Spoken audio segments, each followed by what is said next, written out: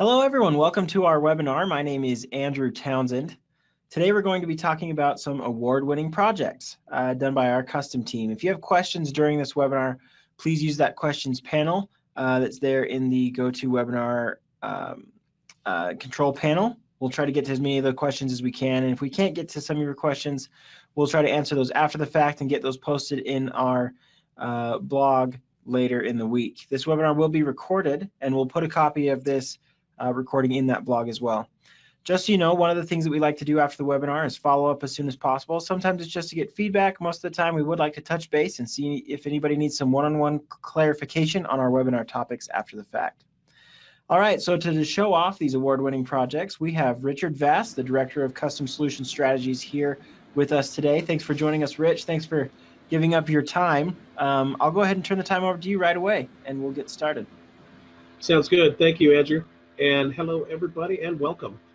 Hope everybody had a fabulous long weekend, and what a great way to start off the week, looking at some really cool projects that hopefully will be inspirational and just nice from a benchmarking standpoint.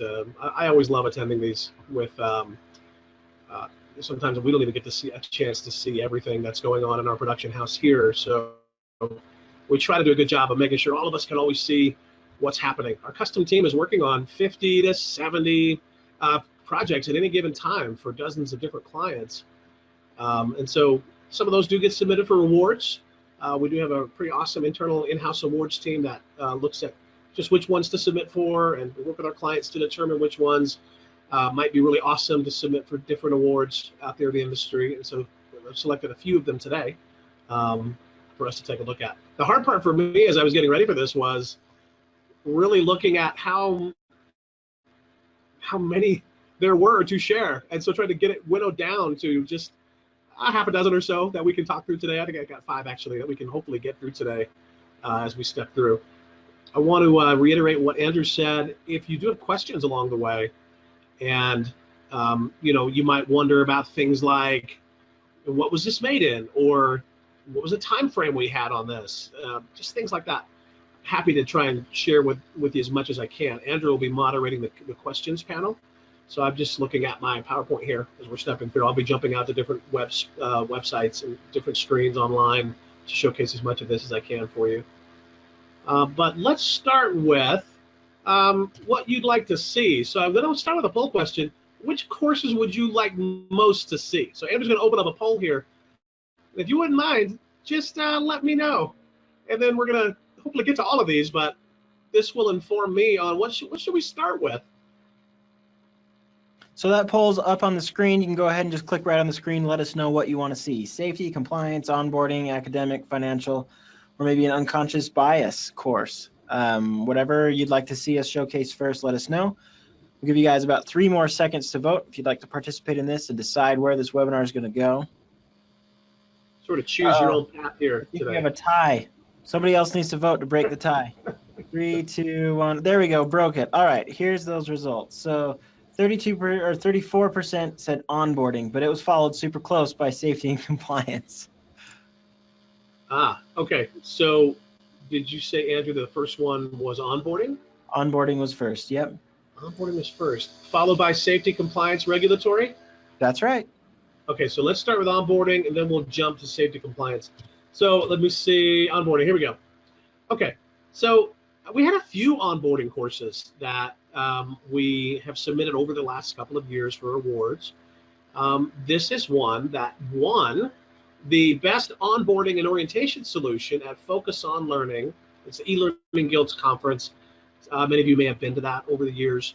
DemoFest is a really cool kind of peer-to-peer voting showcase, where maybe you have about 80 entries, and the attendees during kind of a happy hour for a couple of hours just wander the floor. They look at all these different presentations, and then they all vote through an app. Usually, eLearning Guild does a great job of sponsoring this awesome event.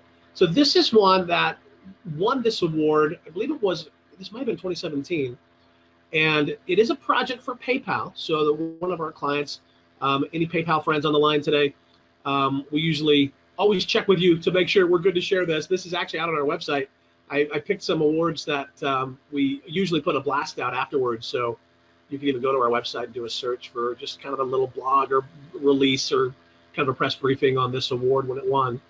PayPal's been a client for a long time, and we've done quite a body of work with them over the years. This one was an exciting one. It really followed, I'm going to show it to you here, it followed a micro-learning type of an approach. Let me click the screen here, and it's going to launch out to the actual link. Hopefully everybody can see that. Andrew, let me know if there's any problems here. This was built in Articulate Storyline using videos, video capability of Adobe After Effects. And really the goal was, the global safety and security team came to us. We have many different divisions we're working with internally at PayPal. This one was for global safety and security. And really their goal was to help their learners understand what are PayPal's policies and procedures as it relates to safety and travel. And the direction we decided to take with them, and we worked with them on the design on this, as well as the the actual development of the material. I know you probably can't hear the audio because I'm running it from my machine, but that's okay. This will just give you some sense of what the approach was. The 4 modules are literally just videos. So we took a micro-learning approach, as I mentioned, meaning let's just take some key concepts and pack in as much information as we can into some really hard-hitting videos. Let me show you at least one of these. We'll just let it run as I'm talking here. Andrew, will you confirm for me? You're not hearing any audio on your end, is that right? No, we won't hear any of the audio from your machine. Okay. I'm going to kick it down a little bit on my end. But you can just see it. I apologize if it's a little bit jumpy on your end. But again, as I mentioned, we used Adobe After Effects. We simply scripted out what the what the narrator would be saying. In this case, we used a British voice, which was kind of cool. Add a little more of an international flair to it. You can see the video is really high end. There's some really great production value on the video. Most of the time and budget went into crafting the videos. And then the idea was that the learners could consume this training anywhere. You could be sitting in an airport about to embark upon a global trip and realize, oh, I never got through that global safety and security training. This runs great right on an iPhone or a tablet. Then, of course, we're having learners log into the LMS in order to launch it. Then they're just stepping through each one of the 4 videos. At the end of each video, there is a quiz. So we do a quick 3 or 4 or 5 questions where we let the learner just, explore a few key concepts, answer some questions to confirm their understanding, and then they launch the next video. So the whole experience runs about a half hour for learners from beginning to end. We do let them navigate a little bit here. I believe we locked we locked some of the transition earlier on, so the navigation was locked. I'm going to go ahead and jump to the question here, so you can see, how we get quick responses, or we let the learner do some quick, question Q&A. And then by design, we decided not to do feedback because we wanted to really track their understanding, and then give them results at the end. And if they didn't pass or they didn't get it quite right, then we might say, retry the quiz, or let's review that video one more time in order to make sure you get a passing score. And then, of course, from there, we jump back to the next video and they're able to choose another one and then continue onward. So it was really masterful, I think, in its simplicity. Some of the numbers we were able to get a little bit of some detail regarding what happened after rollout. The feedback we got was that it was extremely well received. People really loved the opportunity to just quickly get the information and not make it too crazy interactive, just enough to where they could choose one of these 4 topics, watch the video, and then answer some quiz questions, and then get fully certified, or at least completion within about a half hour. So a couple questions, Rich. Popping up on this one, Andrew? Yes. Did you have closed captions on this video in this course? I believe we did. Let me launch another one of these and let's just double check that. So let's see, if I go to resources, not there, maybe under notes, there it is. Yeah, we do have We're not running closed captioning in the traditional sense where it's popping up along with each animation or transition, but we provide the whole script here in the notes side so that folks could just read through it. Okay, and then you mentioned that the animations were built in After Effects. Were the images handcrafted, or were those pulled from a site? Great question. So this is that really is a good question. A cool little secret that I think our graphics team might slap my hand for telling you, but actually maybe not. Maybe this is a good secret for all graphic artists. I am not a graphic artist, but oftentimes when I'm out on the production floor and I'm just kind of walking around, I'm looking over the shoulder. Our graphic artists here know that one of my favorite things to say is, wow, that's pretty. And, oh, are you working on that for that client? That's really cool. But they'll start with, a lot of times with stock graphics. So let me run this here, and you can see this next topic here. But they'll go through, they'll kind of look at what stock graphics are needed, and if they can find what's needed from a stock site, of course, eLearning Brothers has a massive library of stock assets, several million, that our internal designers really pull from. And then they'll just modify those. So they can get a PSD, or open that up in Photoshop, or in After Effects, and work within the layers in order to make the changes as they're needed. So they'll start with stock, and then they'll just customize as they go. Awesome. Another question is, what was the time for development? I'm not sure if you mentioned this one already. If you have, we'd love to hear it again. No, great question. I don't think I did. Usually on a half-hour project, so anytime we're scoping a project with a client for a custom project, we'll start by asking questions like, what's the level of interactivity you need here? We've got 4 levels of interactivity. That's a whole different webinar topic. Actually, I think we've done one recently on that. And then we'll get into content readiness. Really, those 2 factors are really key for us as we're looking at a custom project. What's the content readiness? In other words, is this script written? All of this stuff that you see here, and again, you can't hear it, but obviously there's a lot going on here, right? So all of the stuff that we're saying, has this been documented? Is it ready to go? Or do we need to curate that with you? And oftentimes we can, and we do. But this particular one, I think the content readiness was pretty high. Usually we have 4 tiers of content readiness too. This one came in at a tier 3, meaning this internal global team had already documented a lot of the procedures and policies. And we were able to just take that, script it, and then add the animations and the graphics along with it. So usually, if the content readiness tier is high, interactivity here is low, actually, because the learner's not doing a lot. It's a passive learning modality. Video is just passive. I'm just watching it and listening. So interactivity was low. Usually that kind of a project is about 45 days to 60 days. So it was a couple of months for us to put this together from start to finish and roll it out. I know that's a long answer, but about 2 months from start to finish on this. Awesome. And then you mentioned After Effects. What's the tool that for the quiz and the course? It's all pieced together in a storyline. Storyline. Yep. Okay. So is this a custom player that was built? It is. I know we always do what's called a look and feel. Let me go back here to the main menu. Let's see. Come back to the home screen. That's pretty simple. We do a lot of different, courses for very divisions at PayPal. So it kind of starts with the logo there, and then the home screen is pretty simple here. Just went with blue, and then we can do some color modifications on the player skin, but within the ability of Articulate Storyline to let us do some edits, we'll change color and both the text and the backgrounds, and then we'll always try to do a look and feel for the actual whole experience of the learning. Awesome. There's loads more questions coming in, like for that timeline that you said, a couple of months. How many employees are working on it? Are you including graphic designers or just instructional designers? Great question. Every custom project on the eLearning Brothers custom team is staffed with 5 key resources: a project manager, a developer, so somebody who knows the tool, right, the authoring tool, a graphic artist, an instructional designer, and a QA specialist.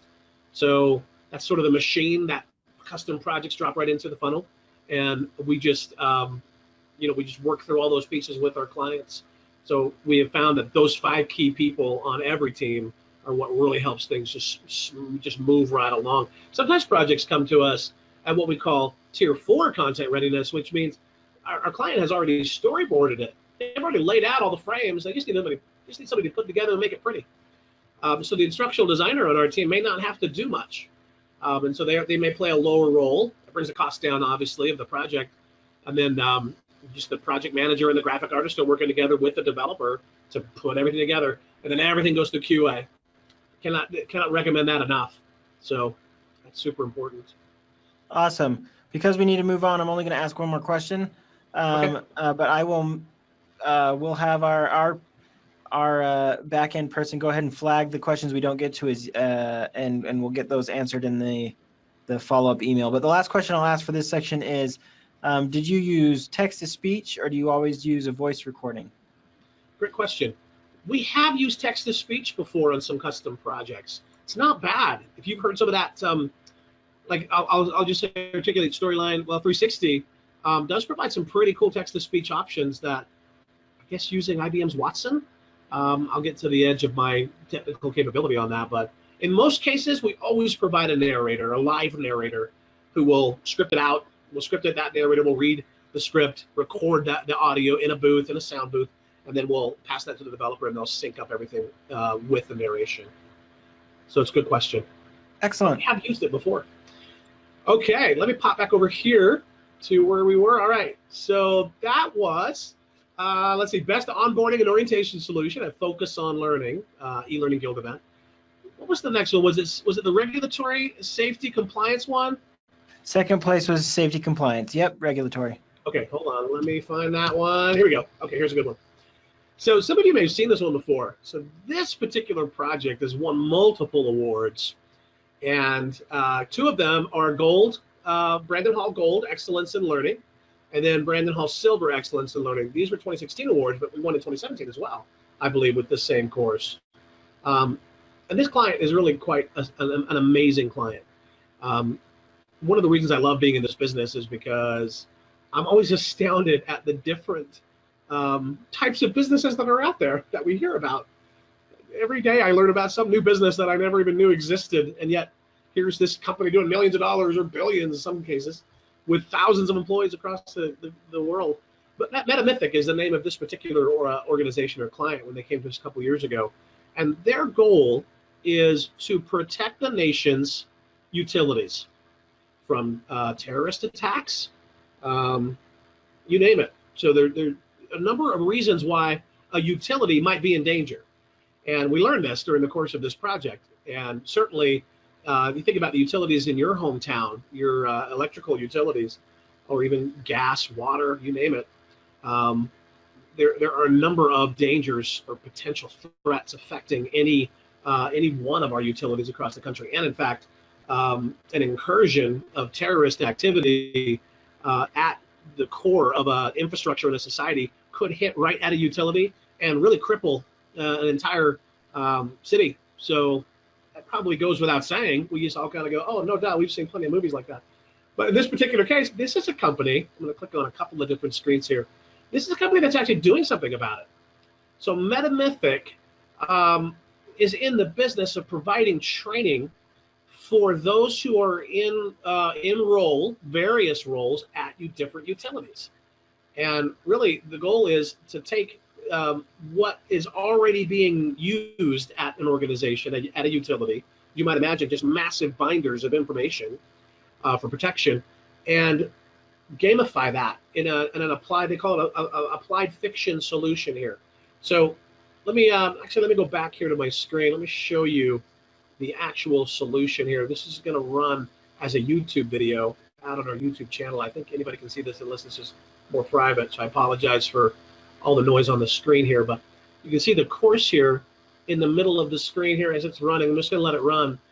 It's using some light animation, but with a real kind of story here that follows some characters inside of the actual narrative based on choices the learner makes that allows specific things to happen. And based on choices that have occurred, choices that the learner makes, there are some things that happen where they either make a good choice or a bad choice, and the entire narrative is really about defending against aliens, marauding robots who are coming to attack your utility. And so it's really about keeping them, right, from attacking and compromising the security of, of the utility. So there's badges along the way. So defenders are able to, sign in as an actual participant. It's very kind of slick how they're able to, they log in initially, they then get their assignment, and they begin to learn as they go. Then as they're starting to kind of, navigate through the course, they're interacting with these marauding robots. They're trying to keep them from accessing sensitive information. And as the story is unfolding all along the way, they're learning as they go. So it's very much a gamified type of an approach. This entire thing was built in HTML5. Rich, can you hit full screen on that video? That might help us a little bit. Oh, yeah, sure thing. That's much better. Here, I'll kick it back a little bit. Sorry about that. Let me run it back a little bit here. We call this a level 4 interactivity. Most of the work we do in our custom shop is level 2.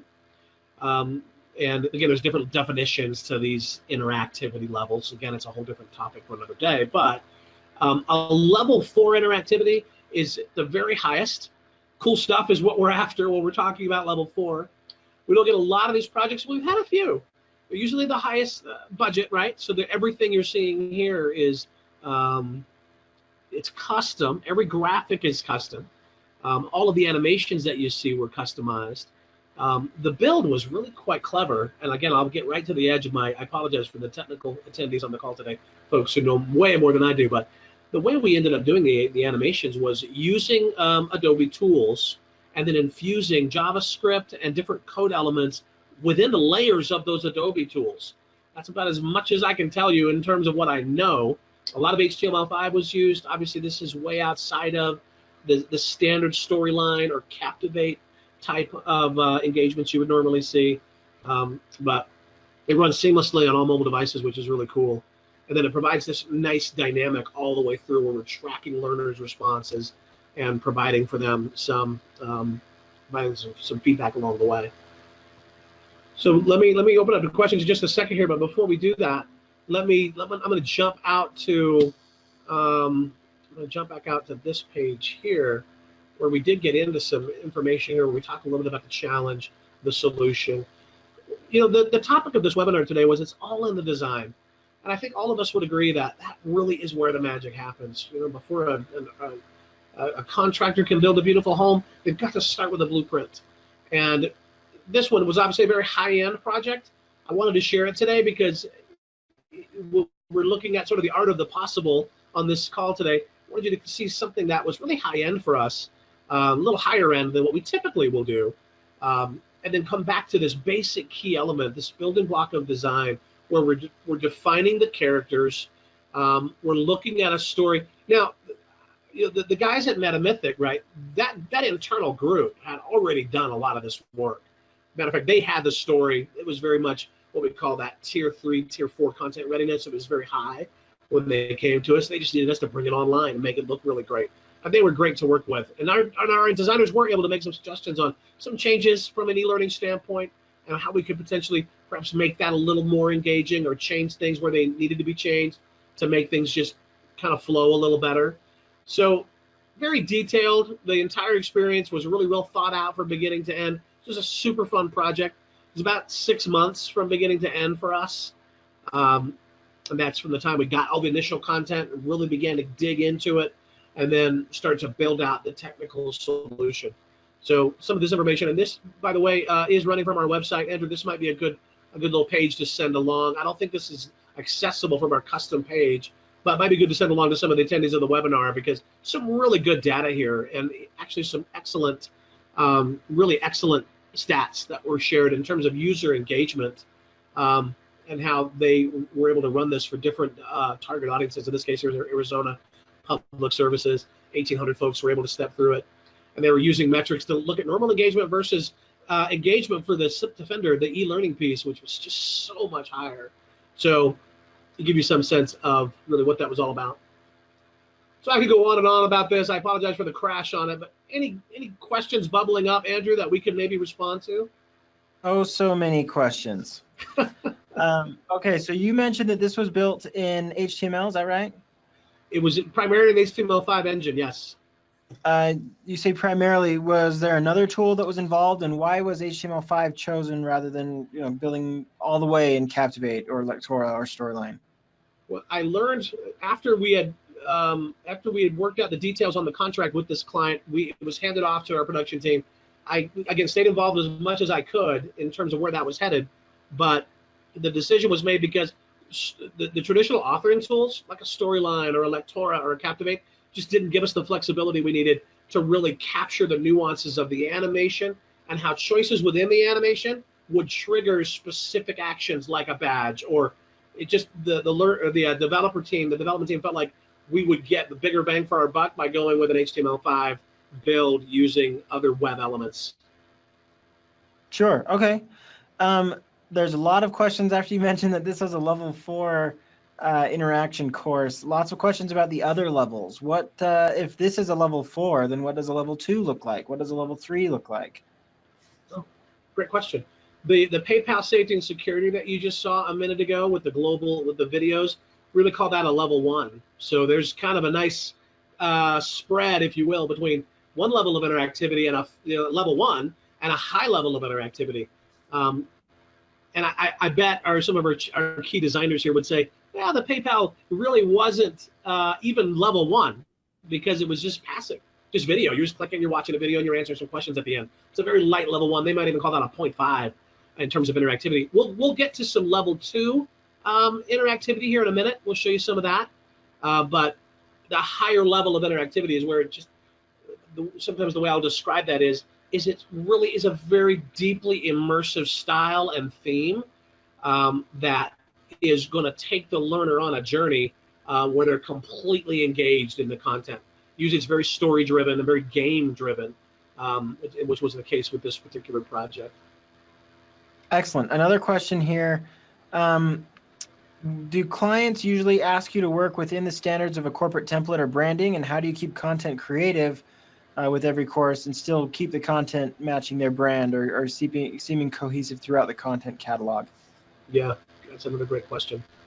That's very much the case oftentimes where a client will come to us and they already have an internal team. Many of you who are on the call today, probably are working within some standards within your organization where you've got a template, right? Maybe it's a Captivate template that everybody's agreed to, and there's a wrapper, there's a look and feel that's already there. And then, of course, everything within the stage is what we can really be creative with. So we always are very careful about that. Usually, on every project, our design team will come up with what's called a design toolkit. So the first questions we ask to any client is, help us understand what your internal standards are, and then we craft this design toolkit. And the toolkit really informs the designers on what they're able to do, what their level of flexibility is within the standards and the branding guidelines of a particular client. That toolkit really becomes our real focus, a real standard for how the project progresses. And sometimes they're pretty tight. We can only do X number of things. In this particular case, the Metamythic guys are very much in the business of providing this service and selling this particular solution to multiple entities all across the country, and I think they're North America, in fact. So, they're able to kind of dictate what the technical requirements are. So we have to be careful about working within our clients' requirements, and we do that usually every time. We're real careful about that. Sure.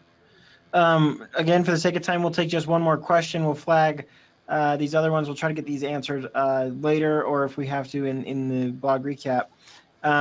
Did you have to have tracking and reporting for completions or scores in this Metamythic course? What was the requirement for success, and how were those tracked? Yeah, absolutely. So for sure, there was a lot of badging going on, right? So learners were able to earn badges along the way. It is a certification experience, and anytime I hear certification, it certainly takes my mind to, okay, what are the tracking capabilities of the learning technology database, whether that's a full-blown LMS or a light LMS, maybe just some database elements that have been built internally at an organization. In this case, we definitely had to track decisions along the way, because the learner is getting certified with a number of different badges along the way. So because we were well outside of the capabilities of a normal learning management system, we really had to make sure that the specific clicks, I want to say there was some XAPI elements that were used here. This was a couple of years ago. Of course, XAPI, which started as Tin Can years ago, has certainly been on the landscape and within the arena for a while. But some of those XAPI characteristics, in order to be able to track not only, okay, did the learner get through it, and did they do well on the test score, a 10 question assessment for a particular section, were there specific things that they did within the actual module, within the actual lesson, that were capturing and then providing badges along the way. So yeah, that whole testing and tracking component was a dynamic that really required a lot of thinking and a lot of engineering, if you will. So good question. Very cool. Okay. Again, apologies for not being able to get to every single question. I'm going to jump out and close a couple of these windows here. Come back over here to where we were in our on our deck here. And again, Andrew, I do think it'd be a great idea to send out that web page that's on our custom page. That'll answer a lot of questions for this particular one. A longer project, guys, as I mentioned, so 6 months plus. I think we came back with some additional edits. Maybe a total of a year we were actually touching this thing over the course of its life cycle. But when you have the time to really build something like this, I think it really can make a difference in terms of the level of engagement. So this was a fun one. It really is a super cool course. Thanks, Andrew. Where should we go next? What was our third one that everybody wanted to see? Academic, college students. That was the next one. Let me go. We even had somebody say, you know what, I feel like academic never gets any love, so this will be really good to talk about. Good point, actually. I agree with that. We're doing a lot in the academic space. No, actually, now we are. There was a long time where I would say to anybody, I feel like we do so much in the corporate space, and we do, and that's where budgets are, and obviously that's where all of us, or many of us, I won't say all of us, but many of us are employed in the corporate space where there is budget, and learning leaders and C-level folks and operations level leaders, they all get it. They know that there's a real place for online learning, right? So there's just teams assigned and personnel hired, and we make it happen. But oftentimes in the academic world, the money's a little harder to find.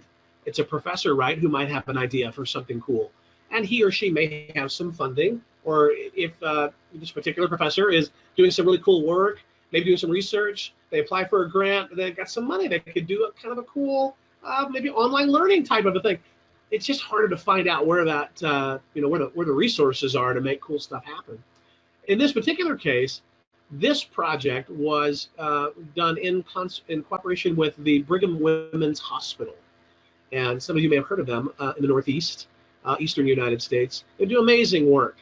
And we worked with this team for a while to create a course that was really targeted for college students and really focusing on sleep. That was really their goal. They felt like it was important enough to create this learning experience that could then be given to colleges all across the country, which is what they're doing now, as a matter of fact. And by the time we were done with it, and I'll show it to you here, we submitted it to Brandon Hall and some others. There were a number of different awards that this one won.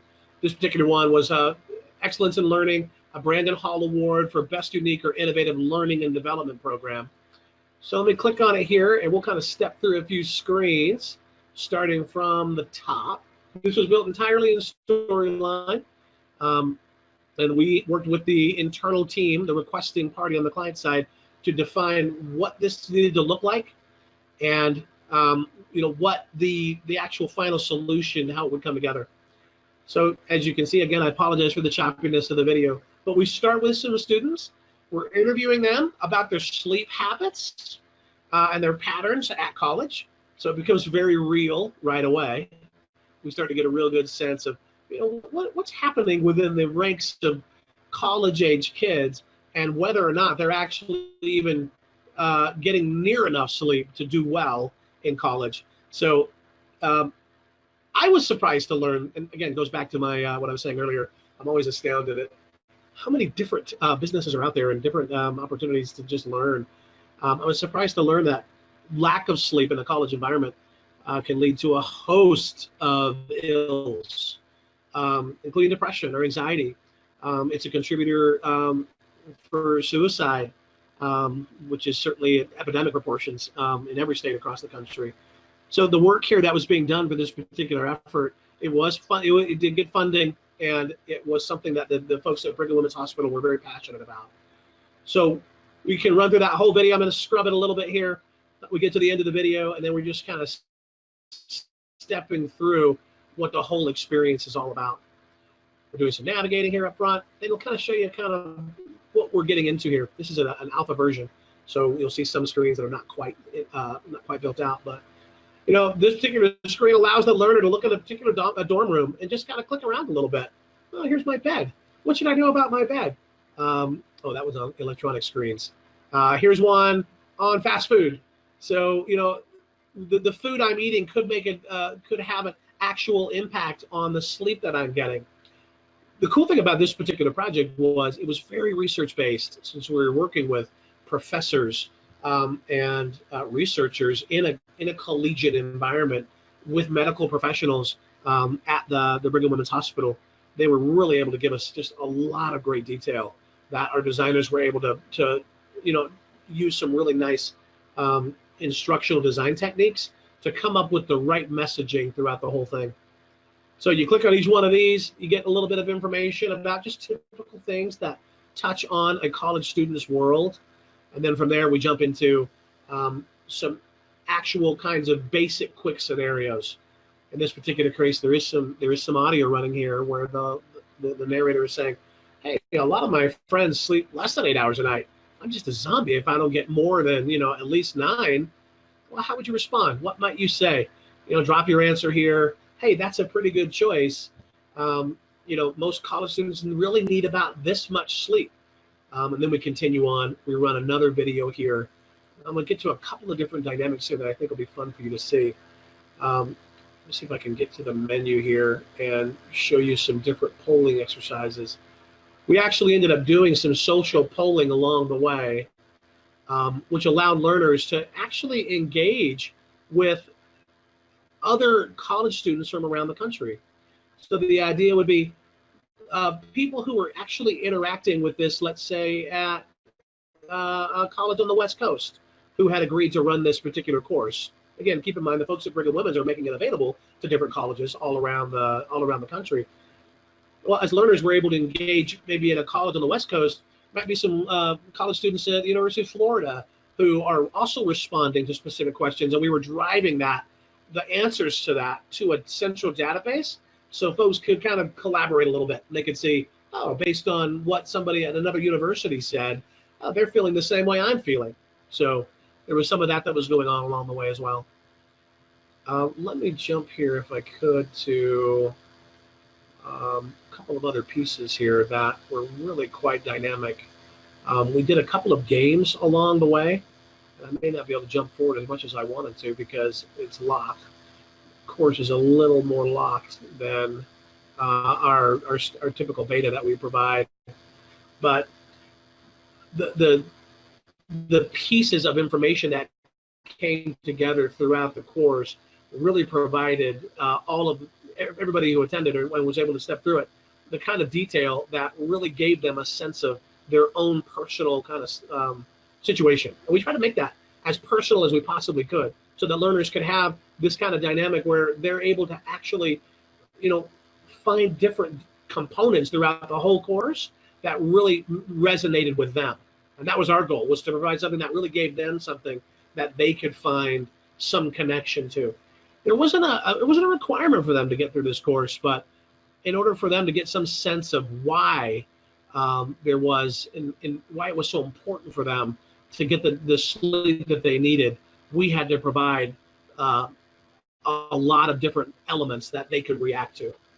So again, I know I'm just sort of rambling here, but any questions on this particular course that I could answer? Yes, a couple questions popped up here. You mentioned the 5-person project team on the last course. Does that same team work on multiple projects at a time? Like, would the developer that worked on this may have also been working on Metamythic at the same time? Oh, great question. Yeah, we do have a core team. There are about 40 employees, full-time employees of eLearning Brothers Custom. And eLearning Brothers started first, right? That started in 2009.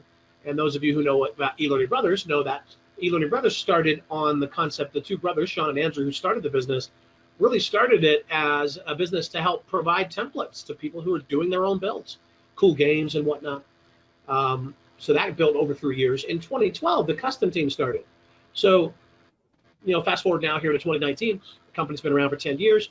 The product side of the house, which is that template library side, where there's a number of different, offerings, customizable courseware and digital asset libraries and cutout people, everything you know and love from the eLearning Brothers product side. That side employs about 25 people full time. Actually, I should say 30. About 30 people, and then on the custom side, there's 30 to 40 people employed full time as well. So we're a small business, about 60 people, but on any given project, there are the same teams working on it. But just as you might imagine, like if a graphic artist was assigned to Metamythic, and that the timelines were roughly the same, the project manager would have to reallocate we have to bring in a new designer to help with this particular project. So sometimes, yeah, there's overlap. We try to keep our resources focused on the one project they have, only because we're trying to hit our clients' timelines and deadlines, which can be challenging. And then we use contractors as well, by the way. Any given time, there's about 20 different contractors that we're using that are just amazing. We have a really strong bench of folks that we're able to go to, and they prefer that sort of fluid work where we're able to bring them on for a 6-month project or a 3-month project, and then we just keep them busy over time. Work on something really, really cool in 6 months. That's always what's exciting about being a contractor. Yeah. They love it. We've got a couple people that are trying to guess what level interactive course this would be. Level 1 or level 2? Oh, great question. This is definitely one of our level 2s. And I apologize, I didn't show you a lot of interactivity. Here's one here. Drowsy driving, right? So what should you do? Drag the items to the appropriate box. You're not really hearing the narration, but the idea is, based on what the scenario is, you need to drag one thing from one side to the other. You get a little feedback. What can you do if you're feeling drowsy? Well, I can roll down the window for some fresh air. Well, that's a good idea. Oh, wait, maybe there's a better idea. So again, this is the beta version of the course. Maybe I should chew some gum. Oh, okay, cool. So there are some interactive elements along the way here. And there is a game that we run at the end called the Barista Challenge, where we really get into caffeination and substances.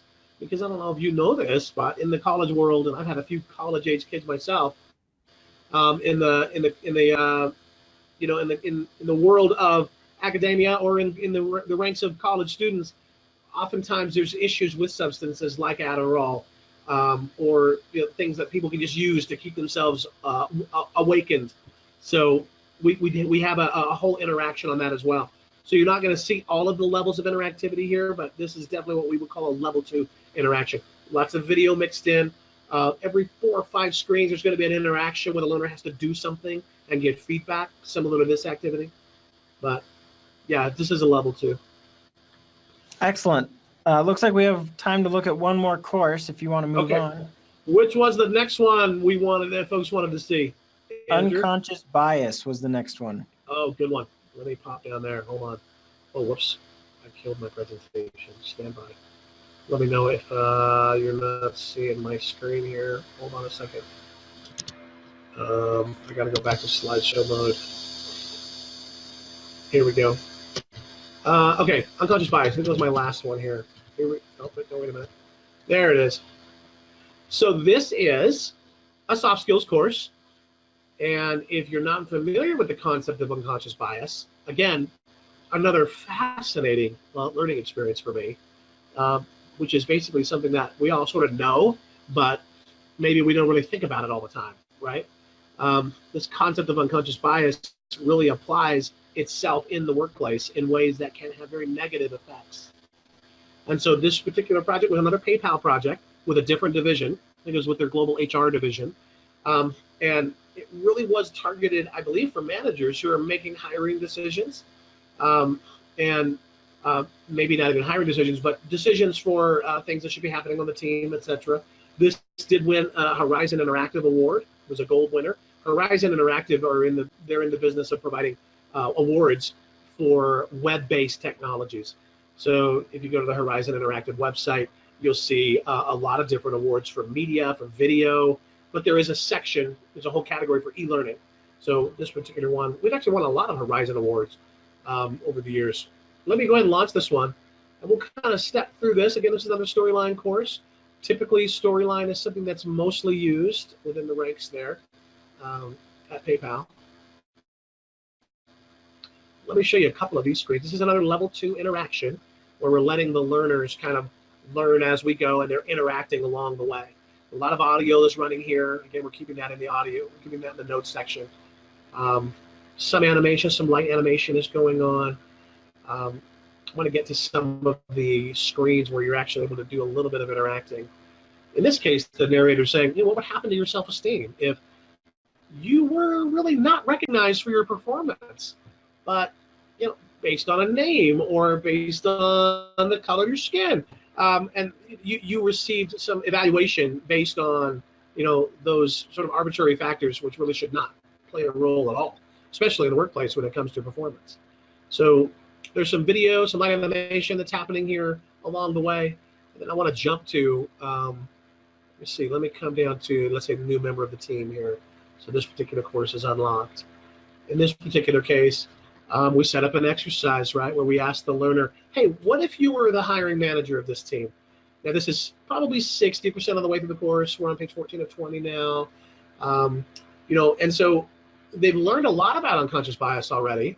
And now you're going to just say, look, just make a knee-jerk reaction. You might say, okay, a new member of the team. Okay, click on this woman here. And we'll say, okay, you chose Amara. Would be the best for your new team. And the previous screen gave us a little bit of context on what your team was all about. And then we say, how did you do? In this particular case, I actually chose a candidate who was 90 to 100% qualified. So good for me.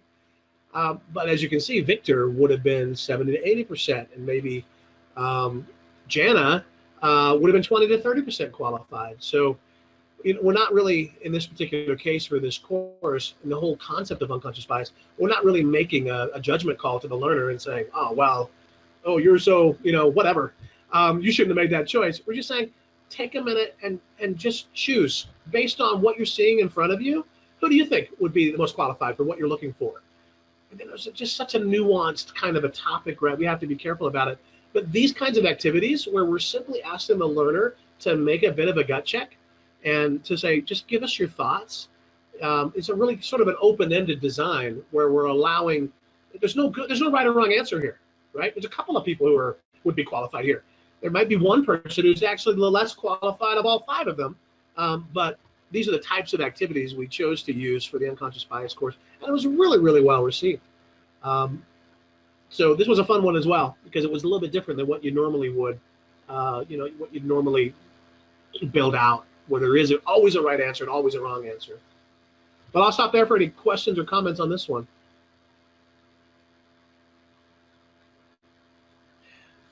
Go ahead and send in your questions. There's a couple already here, but we can definitely chat about some other things. Do you link to any of the tests, any of the statistic, the development, the studies? Do you have links that go to those from the course?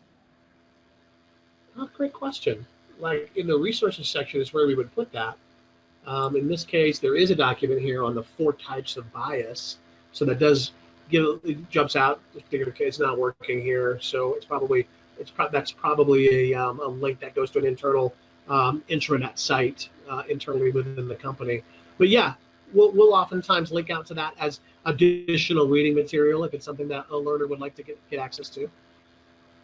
Excellent. And you did mention that this was made in Storyline? Right. Yeah, this was a Storyline build. All right. And I believe that the tier of content readiness in this case was a tier 2, meaning, and the tiers of content readiness, pretty easy to understand. Basically, tier 2 is just there's not really anything that's been put together in a training fashion. There's been some policy organized by topic, and maybe there's some sub-bullets and some organization that's gone around a booklet or a handbook that's gone out. But we were able to take that tier 2 content, the content, and build out an entire experience, a designed experience that allows us to walk the learner from kind of a linear flow from A to Z, where we can guide their learning along the way. You mentioned that the tool of choice fairly often is Storyline. Why do you choose Storyline as opposed to Captivate or Lectora? Yeah, great question. Some of our clients, it really depends on the client. I know our shop likes Storyline a lot. I think there's some of the flexibility in the tool that we really enjoy, the stability of the tool. I know oftentimes when our sales consultants are talking to a client, and the client will say, hey, which tool would you recommend? Because maybe they don't have one they're using internally. I think we'll often recommend Storyline. But there are many of our clients who use Captivate as well. Sometimes Captivate is the right tool, especially using some of the fluid box technology that is within Captivate. Some of the 508 accessibility requirements might be best suited for Lectora. But yeah, we do a lot of building in Storyline. A lot of our clients ask us to build in Storyline because that's what their internal teams are using. And oftentimes our custom team becomes engaged on a project when our clients just don't have the time, skill, or resources. So they may have a team of 5 people working on projects, and there's 20 projects to get done. So they'll come to us to help them. Or there may be a skill situation where they're just not quite sure how to make something happen. So we can help work with them. And oftentimes we're educating our clients as we're working with them on how to provide a certain solution. But yeah, most of the time we will follow our clients' lead on what they'd like to use. There are still some shops out there who are using nothing but Lectora. It's fairly big shops, big companies, Fortune 100 companies that ask us to only build in Lectora. So we got some amazing Lectora experts on our team. Those 3 though are the key, the real key. The top 3, I guess: Storyline, Captivate, and Lectora, the 3 we primarily build in. So we often sort of style ourselves as a rapid authoring tool shop. But like with the Metamythic course that you saw, that was built in an engine that was entirely outside of those tools, using HTML5 primarily, with some other really cool elements. So if you have to make a course that is all the way up 508 compliant, absolutely up to standard, what would be the choice, the tool choice? Usually we choose Lectora in that case. Lectora does provide some nice tinkering deep in the guts of the system, using some of the variables that are available there, the alt tags and whatnot. So I know, having done this long enough, I joined the ELB team back in 2012, but my experience as a designer, as an instructional designer inside of a company, goes back to '93. So for me, it's been about 26 years in just building various learning solutions and different tools. And I saw Lectora and Captivate grow up, and saw Storyline grow up back in the early days before it was Storyline. It was just the Articulate Studio with the Quizmaker and Engage. You guys remember those days. But I know for a fact that any one of our developers would say, let's lead with Lectora on a project where we have the choice, and are able to suggest how to best use the 508 tools. I know many of you on the call may feel like there's a different way to go, and possibly there is, but I know our developers here feel like that's the way to go for an accessible project. Sure. All right, well, we are running out of time. Do you have anything else to show us really quick, Rich? No, I think we had a 5th one, but I knew we were going to run out of time, which is why I only loaded up like 5. What's the other one? I showed you guys. Let's see. We were going to talk about financial. Oh, yeah, the financial. That was this one, the compliance training. This one, the Gold Award. This was an Australia award. So I actually got to go down to Sydney back in the end of 2017 to pick up this award, which was awesome. But without getting into too much detail, because we just don't have the time, I'll show you. Again, this is more of a micro video approach where we had a central map. We actually, our client, Ally Financial, recently won a project, actually just a couple months ago, using a similar type of approach. You start with a map. You let the learner, click on the first part of the map. It then launches a particular topic. In this case, it was very scenario-based. Isabella is doing this thing. Let's learn more about what she's doing here. We ran the video. So it's a quick little video. It's an animated video that runs. She's texting her buddy about something. And the whole point is, this an antitrust situation? She's texting her buddy who works at another company about markets in Indonesia. Let's get together for drinks. What happened during that interaction where she probably crossed the line of rules of engagements with competitors? And then we'll let the learner sort of, answer some questions there. So I'll stop there because I know we don't have a ton of time, but that was a cool project that really was a nice, again, a micro learning approach, right, guys? So we're seeing a lot of micro type of approaches here where you can learn a quick concept in 2 to 3 minutes and get some nice grounding in it with some cool video and a nice little well-designed scenario. Then you jump to the next topic. So again, I could go on and on, but I'll stop there. At least we get to touch all 5 of them. Yeah, it's very cool. I before everybody starts jumping off the webinar, I do want to point out there on the left side of the screen where you can schedule a demo to look at more of these in depth. Rich and his team would love to show you more of these courses. If you have questions, much like the ones you've already been asking, if you have more questions, give us a call. We'd love to walk you through those. Rich, is that the best number, the 801-796-2767? Sure. Yeah, just say, that's our general number, but just say I have a question for the custom team. Or you can hit me up directly. I'm just richard@elearningbrothers.com. Any questions I can ask or answer, I'd certainly be happy to. Or if you want to send an email to info@elearningbrothers.com and just mention Rich, that'd be great. Mention Richard Vass, and we'll get that over to him. Also, I want to just keep you guys aware that starting next Monday, ELBX Online will be kicking off. We're going to be having a webinar every day for 6 weeks. And they're going to be, each week is going to be based on one topic. So the first week, we're talking about instructional design. So if you've got more instructional design questions or you've got an itch that needs scratching, go ahead and check out ELBX Online. You can go to elearningbrothers.com, and up at the top in the little nav bar, there's an ELBX dropdown. There's also ELBX Live coming up Monday, June 10th. It's not too early to register for that. So if you want to get discount passes, you can also find information about ELBX Live, elearningbrothers.com, and then in that nav bar, ELBX, and there's the 2 options there in the nav bar. Thank you so much, Rich. This has been great. We'll get this emailed out to all of you along with, we'll make an attempt to answer all of your questions. There were a lot of questions we didn't get to. We'll try to get those answered for you.